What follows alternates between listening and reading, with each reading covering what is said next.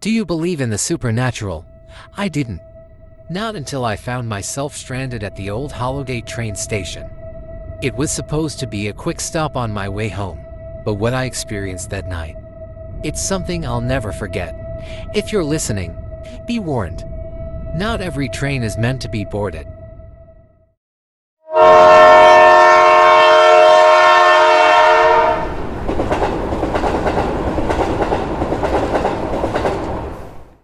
It was a cold, foggy night. I was returning home from a weekend trip when my train suddenly halted. The conductor's voice crackled over the intercom. We apologize for the delay, but due to unforeseen technical difficulties, we'll be stopping at Hollowgate Station until further notice. I groaned. Hollowgate? I'd never heard of it. I glanced out the window, but the dense fog made it impossible to see anything beyond a few feet. The train hissed to a stop, and the doors opened. The air outside was icy, and naturally so for a late autumn night. A few other passengers stepped out, some to stretch their legs, others to make phone calls. I decided to follow. As soon as I set foot on the platform, I regretted it. The station was decrepit like something out of a nightmare. The clock above the entrance was frozen at 13 a.m. The flickering lights gave off a sickly yellow hue, casting long, eerie shadows. There were no signs of life, no staff, no security, no other trains. Just us and this eerie silence. A shiver ran down my spine as I felt an unsettling presence. I couldn't explain it, but I knew something was wrong. One of the passengers, a middle-aged man, approached me. "You know this place?" he asked. I shook my head. "No, never heard of it." His eyes scanned the station nervously. "Something's off. I don't like this place." I nodded in agreement. We both decided to walk toward the station's main building, hoping to find someone who could explain the delay. As we approached, the doors creaked open by themselves, as if welcoming us inside. Inside, the station looked even worse. Old, peeling posters clung to the walls, and the benches were covered in dust, as if no one had sat on them for years. The smell of mildew hung in the air, and the dim lighting barely illuminated the room. A feeling of dread weighed heavy on my chest. Suddenly, I heard a noise, a soft, rhythmic tapping. It was coming from the far end of the room. My heart raced as I slowly approached. My companion followed close behind, his breathing shallow and fast. As we reached the source of the sound, we froze. There, in the corner, was a woman. She was sitting on one of the benches, dressed in an old-fashioned black dress. Her face was pale, almost translucent, and her eyes, they were hollow, dark pits.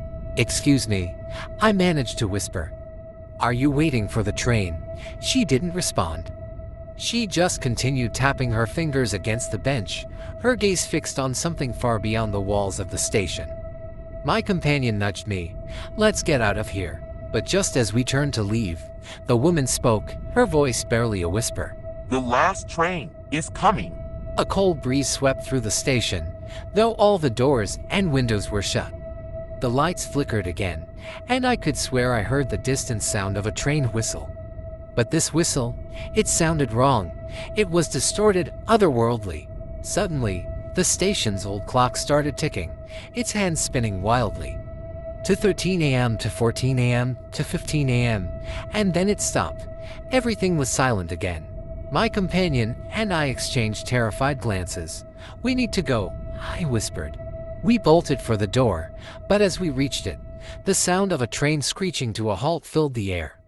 We turned around, and there it was, the last train, its headlights barely cutting through the fog. But this train, it wasn't right. The carriages were old, rusty, and covered in grime. The windows were cracked, and inside, shadows moved unnaturally. The doors slid open with a hiss, revealing a dark interior. And then, we heard them, footsteps, slow, deliberate, and echoing across the platform. From the far end of the platform, figures began to emerge. They were passengers, at least. They used to be. Their clothes were tattered, and their skin hung loosely from their bones.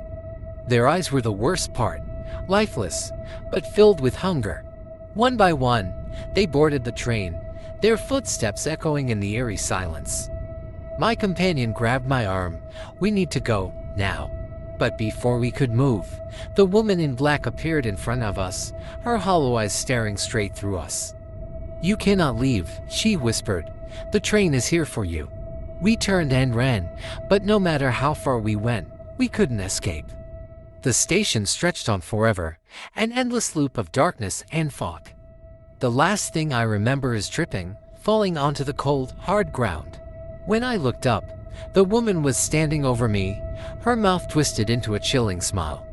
"The last train," she said softly, "is always looking for more passengers."